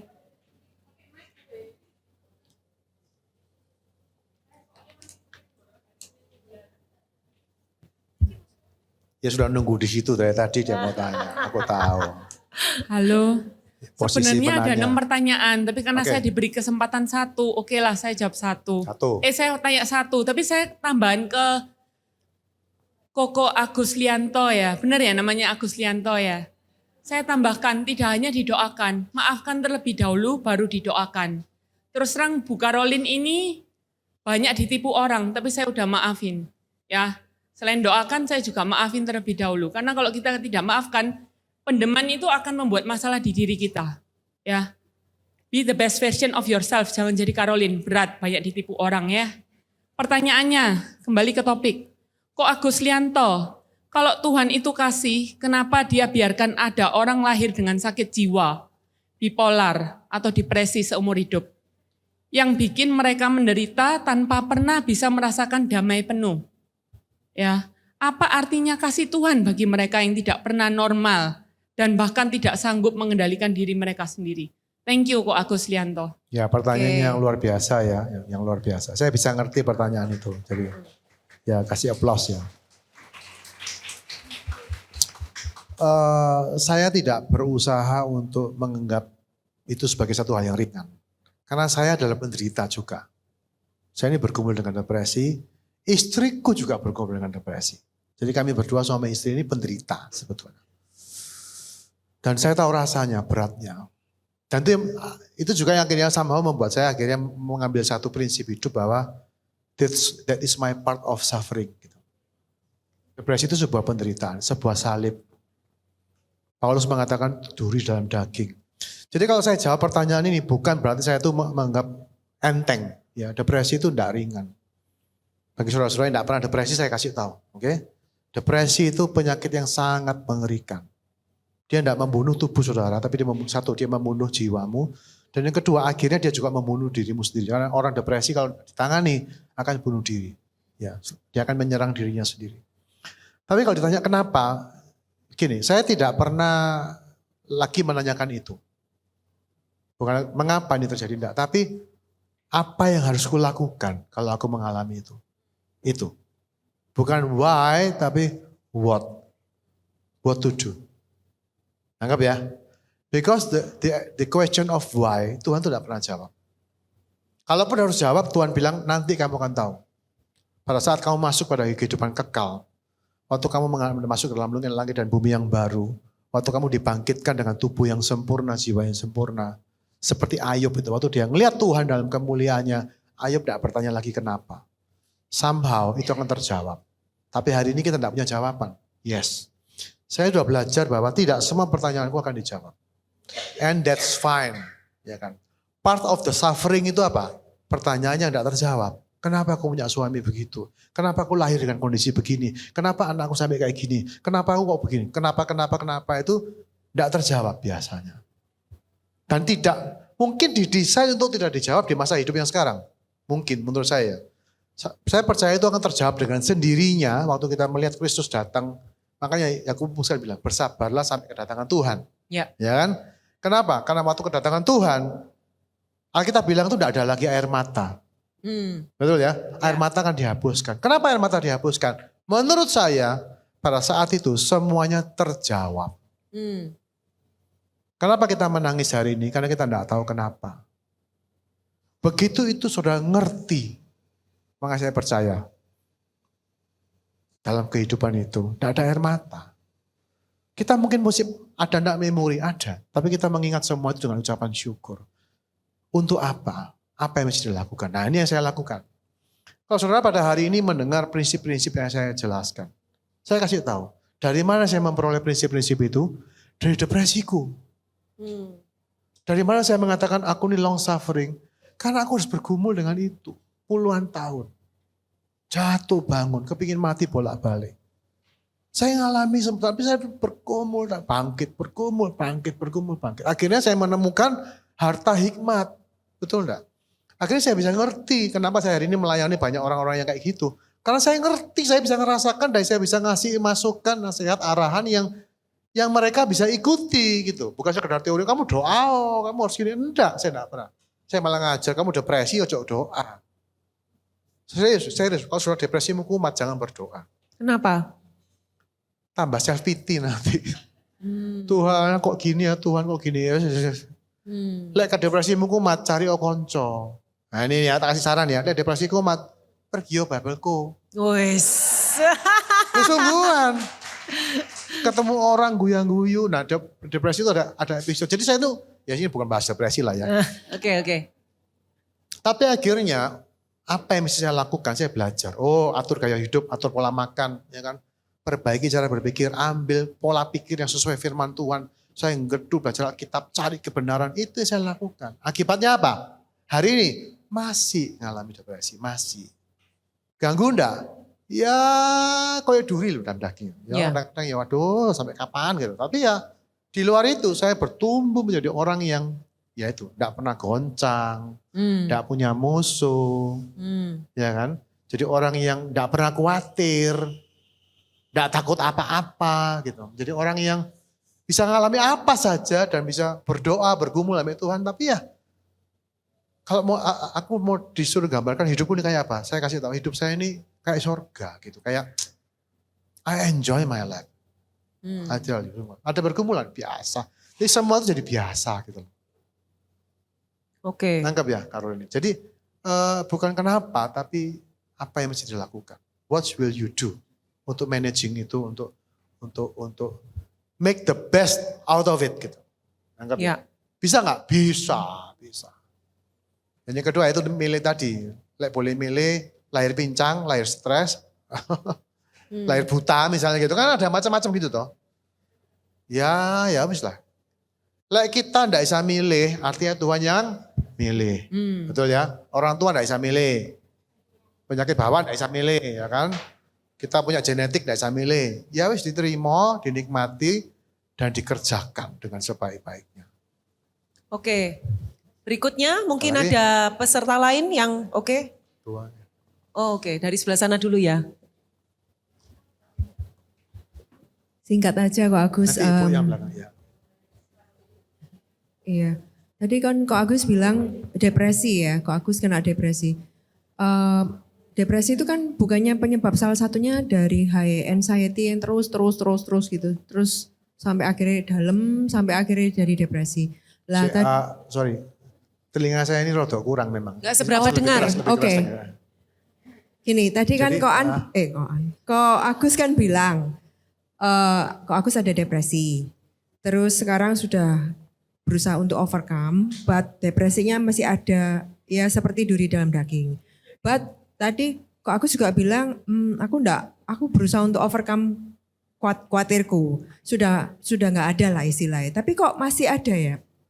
Dan source of the depresi itu kan bukannya anxiety yang terus sampai akhirnya dalam gitu. Thank you. Saya jawab dulu ya sebelum pindah ke penanya yang lain. Jadi gini, depresi itu sumbernya macam-macam triggernya. Bagi beberapa orang itu kayak bawaan lahir, seperti yang dikatakan Bu Caroline tadi. Ya. Bagi beberapa yang lagi itu bersumber dari beberapa penyakit seperti diabetes. Saya kan diabetes. Jadi ketidakseimbangan gula itu memicu beberapa hormon depresi. Kortisol dan segala macam. Ketidakseimbangan serotonin segala macam. Jadi bersifat medik, bersifat biologis, fisiologis. Ada juga dari anxiety, dari trauma. Ya kan kalau dari bilang itu kan dari trauma masa kecil, dibully atau menghadapi perceraian orang tua, itu bisa jadi. Jadi sumbernya macam-macam. Nah kalau saya harus melayani orang depresi termasuk diriku, saya cari tahu sumbernya apa dulu. Saya pastikan bahwa hal-hal yang bisa diselesaikan. Apakah itu mengampuni, ya, melepaskan masa lalu, itu diselesaikan dulu. Setelah semua selesai, terus kemudian menyelidiki pola pikir yang keliru. Kadang-kadang orang depresi itu pola pikir yang keliru. Orang depresi itu misalnya selalu inward looking, aku. Orang depresi itu orang paling selfish sebetulnya. Mohon maaf ya, ini belakang nuduh, ini saya kan sama-sama ya penderita ya, saya ngomong. Orang depresi itu selfish. Sing dipikir itu diri sendiri, aku gini, perasaanku, aku sedih, aku gini, aku. Salah satu caranya adalah outward gitu loh. Lihat lo dunia, makanya ketemu orang, ngobrol, kamu sendirian doa. Ngenes langsung, oh aku gini, aku. Perhatikan, orang depresi itu ke situ. Aku terus pusatnya. Nah kita bilang, perhatikan orang lain gitu kan. Nah itu yang kedua. Dan setelah itu perhatikan, mulai bangun gaya hidup aja. Dicari sumbernya apa, beresin. Nah kalau saya hari ini, sumbernya sudah tidak ada. Sumbernya itu fisiologis, karena apa? Ya aku masih diabetes. Terakhir saya kan diet nih. Saya tidak makan karbo. Stop gula. Depresiku menurun jauh. Gula itu rupanya sumber stres. Makanya orang stres makan manis. Itu kayak heroin gula itu saya kasih tahu. Kecanduan, terus craving apa segala macam. Saya hari ini ditawari makan manis-manis, dikasih snack dari kupon, tak kasih orang. Kak, jangan nanti kakean nanti. Kenapa? Karena saya malah sudah hari ini sudah enggak craving, enggak apa. Santai dan yang paling senang tuh apa? Enggak cuma badan ini jadi kurus, depresinya menurun jauh gitu. Jadi faktornya fisiologis gitu. Nah kita cari gitu loh, belajar. Tanya ChatGPT kalau saya, oh ya gitu. Bisa enggak gula memicu depresi? Bisa ternyata. Kalau diet keto gimana? Wah saya belajar di Google segala macam. Tak coba. Oh iya ternyata stresnya lebih ringan. Haleluya gitu. Nah apakah terjadi? Terjadi kadang-kadang. Dan sudah ketemu gitu loh. Jam piro itu ketemu. Saya kalau stres itu biasanya sore jam 3 jam 4. Jadi apa? Ada jadwal orang minta konseling tak pasang jam 4. Karena yang konseling orang aku lupa dengan diriku. Aku mikirin orang, stresku hilang gitu. Jadi di manage gitu. Depresi itu menurut saya ya, kalau penyebabnya trauma segala macam bisa sembuh. Tapi saya perhatikan mungkin ada beberapa yang tidak akan sembuh seumur hidup. Tidak sembuh, kayak cacat gitu loh. Terus gimana? Ya tidak apa-apa, ya long suffering gitu loh. Enggak apa-apa nanti Yesus sudah datang menyempurnakan, aku pasti kehilangan. Dan justru akhirnya somehow ya saya belajar dari depresi itu apa? Belajar peka sama orang, belajar untuk empati. Karena orang depresi itu biasanya sensitif, peka terhadap penderitaan orang biasanya. Orang yang cuek itu gak stres. Orang stres itu biasa nih terlalu peka, terlalu gampang katut gitu loh. Ya itu kita harus waspada. Jadi cara pikir kita diperbaiki, gaya hidup, pola makan, semua, seluruh aspek. Sampai satu titik di mana semua wis bener, masih depresi, ya sudah. Lah itu berat baru mikir ke dokter. Enggak masalah, bawa ke psikiater. Mungkin dengan bantuan obat itu bisa diringankan, enggak masalah. Jadi jangan mengharamkan dokter jiwa ya teman-teman, enggak usah. Saya pergi ke psikiater kok, istriku tak ajak ke psikiater, kita konsultasi. Barangkali ada satu pengobatan yang akan membantu. Tapi saya juga memutuskan, kamu enggak perlu obat saya bilang. Stop, sempat minum obat 2 tahun lebih. Saya lihat minum obat itu dia kayaknya gini-gini, saya bilang aku kayak kehilangan kamu deh. Stop obat. Terus gimana? Di manage bareng-bareng. Jadi kalau dia kumat saya yang menguatkan. Kalau saya kumat dia yang menguatkan. Sampai kapan Agus? Mungkin sampai mati. Ya enggak apa-apa. Itu bagian salib yang mesti ku pikul. Anggap ya. Jadi bisa kita bersuka cita dalam? Iya bisa. Cuma lagi kumat. Nah kalau saya lagi kumat ya. Apa yang saya lakukan? Ya saya lakukan apa yang saya tidur kah atau nonton film atau dengerin musik gitu-gitu loh. Gak bisa kerja sudah kalau kumat itu. Nah repot tuh lagi kumat pas mau khotbah. Mau khotbah kumat itu. Saya cuma doa Tuhan tolong aku, Tuhan tolong aku. Khotbah aja sudah. Oke. Yang tadi Ibu tadi. Semoga iya, satu lagi ya. Satu lagi. Pagi Pak Agus. Pak saya Mic-nya mati, sorry. Mic-nya mati ya kayak kelihatannya. Oke. tanya Diganti. Enggak dengar. Mungkin kejauhan Be ya. Kejauhannya. Tes. Ya. Oke. Saya mau tanya perpuluhan versus belas kasih.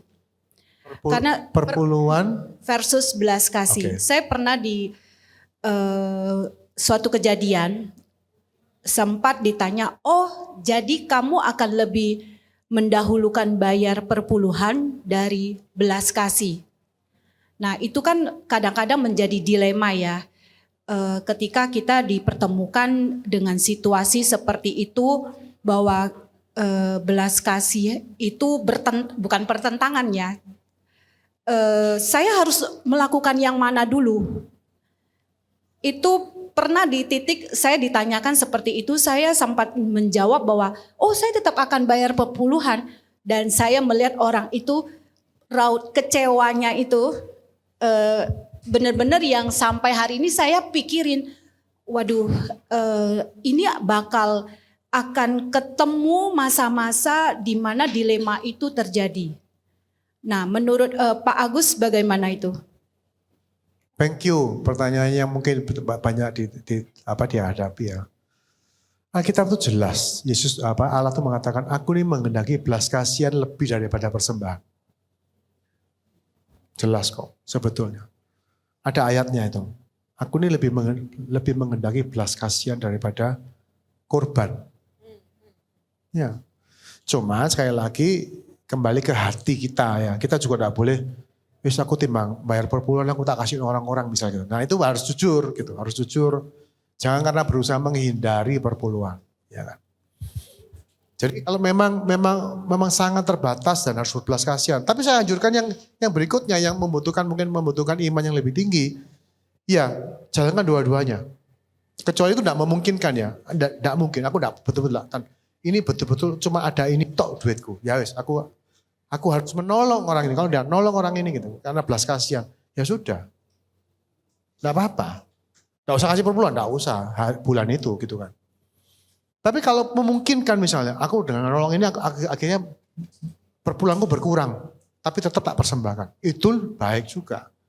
Jadi gini ya ibu-ibu, dalam soal persembahan, uang ya. Intinya gini, uang itu bukan jaminan gitu. Jadi jangan pernah takut kehilangan uang, saya kasih tahu. Jangan pernah takut kehilangan uang. Kalau Anda takut kehilangan uang itu sudah jadi Tuhan bagi kita. Pertanyaannya, kenapa jangan takut kehilangan uang? Takut tidak hidup, takut tidak bisa makan, betul enggak? Takut tidak terpelihara. Padahal yang kasih hidup siapa? Yang kasih makan siapa? Yang bikin siapa? Tuhan kok. Jangan diekstrimkan ya, oh kalau tidak takut kehilangan uangku tak buang di jalan. Bukan. Tapi sometimes Tuhan tuh kayak uji kita, gimana kalau gini terjadi? Saya ini pernah, saya kan kontrak rumah, saya nabung sampai dari nilai kontrak itu saya sudah mencapai 50%-nya. Itu puluhan juta rupiah. Satu kali saya ditelepon orang, dia nangis-nangis, dia juga kontrak rumah tidak bisa bayar. Dan di hari itu kalau dia tidak bayar, dia harus keluar dan dia tidak siap keluar dari rumah itu. Saya tanya, kamu kurang berapa duitmu? Dia menyebutkan jumlah persis tabungan saya. Saya pertama ngomong, sorry aku udah ada. Aku ada sih, tapi itu juga buat bayar kontrak rumahku gitu. Aku harus tanggung jawab toh. Dia juga gak bisa maksa gitu kan. Tapi kok persis jumlahnya gitu kan. Aduh. Dan nih, kenal Tuhan, kayak ngerasa bahwa kayak ini memang aku harus bantu orang ini. Kasihan. Saya kenal betul keluarga ini. Saya jatuh kasihan. Saya ngomong sama istriku. Yang gimana ya? Yo, kamu mau kasih no. Istriku tuh kayak gitu. Nyali duit bukan deh soalnya. Mau kasih no. Gitu. Tapi hatiku sejahtera waktu itu. Loh, lihat tak kasih no. Entek loh tabunganku bersih loh. Entek nol. Akhirnya apa? Tak telepon. Nomor rekeningmu berapa? Itu. Transfer semua. Tak balik no. Wis gampang. Wis kamu penting kontrakmu perpanjangan. Next time atur lebih baik.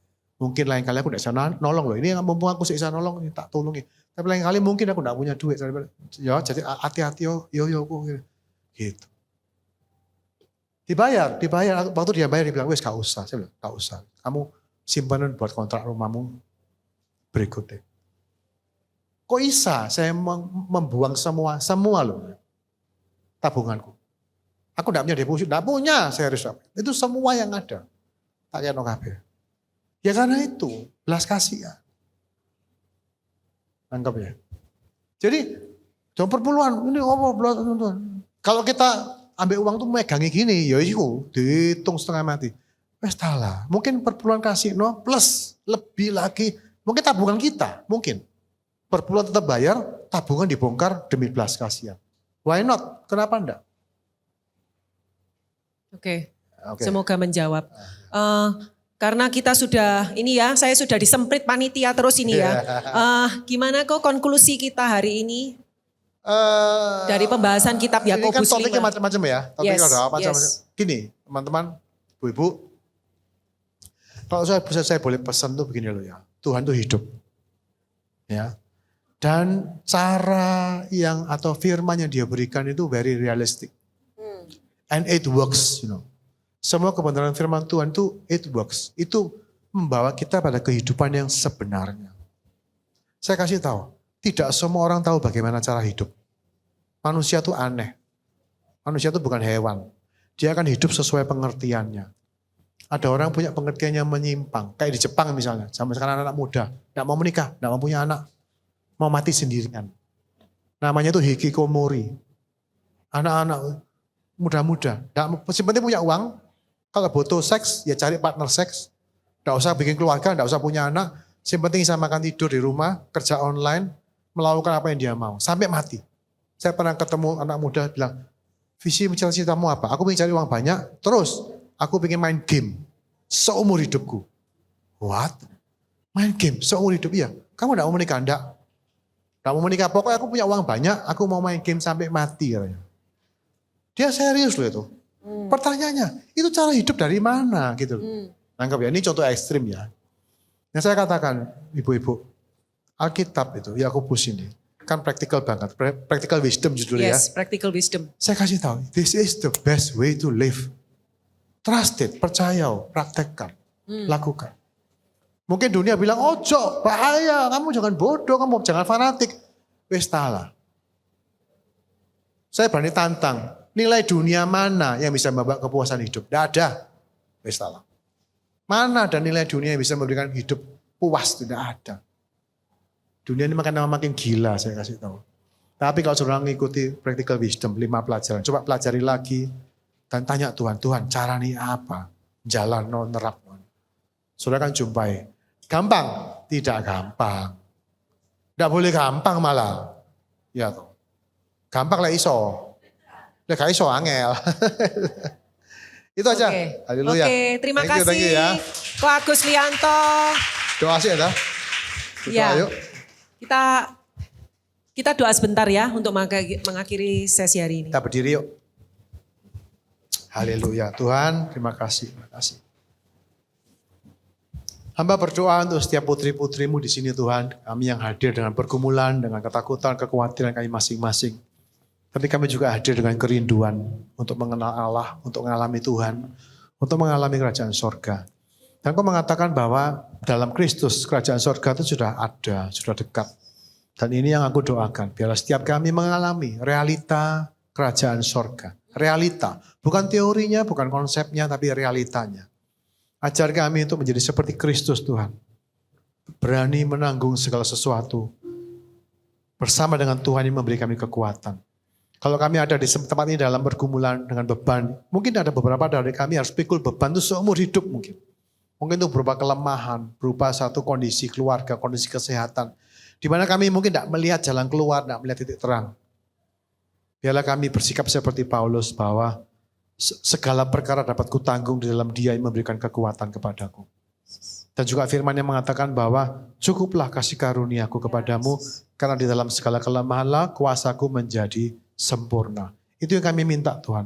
Kalau kami sudah berdoa dan Tuhan tidak angkat duri, Tuhan tidak angkat kelemahan ini, sekarang kami doa minta, berikan kami kekuatan, berikan kami anugerah, tunjukkan kami kuasa-Mu. Seperti janji-Mu, dalam kelemahan kuasa Tuhan menjadi sempurna. Dan ini yang kami minta, dan kami tahu, kami pasti terima.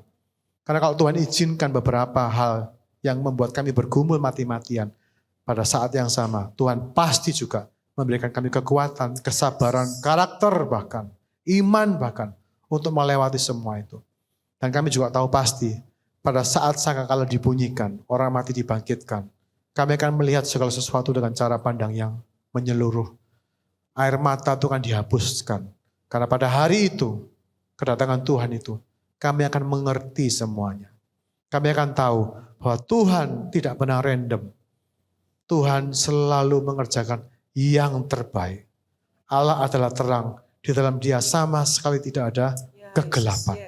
Bukan rancangan kecelakaan yang Tuhan punya, tapi rancangannya mendatangkan damai sejahtera dalam kesempurnaan karakter Kristus. Berkati anak-anakmu pada siang hari ini, berkati diskusi di meja-meja, Kau hadir dan Kau memenuhi setiap kami dengan sukacita, ketentraman, damai sejahtera-Mu. Di dalam nama Yesus kami berdoa. Amin. God bless you all.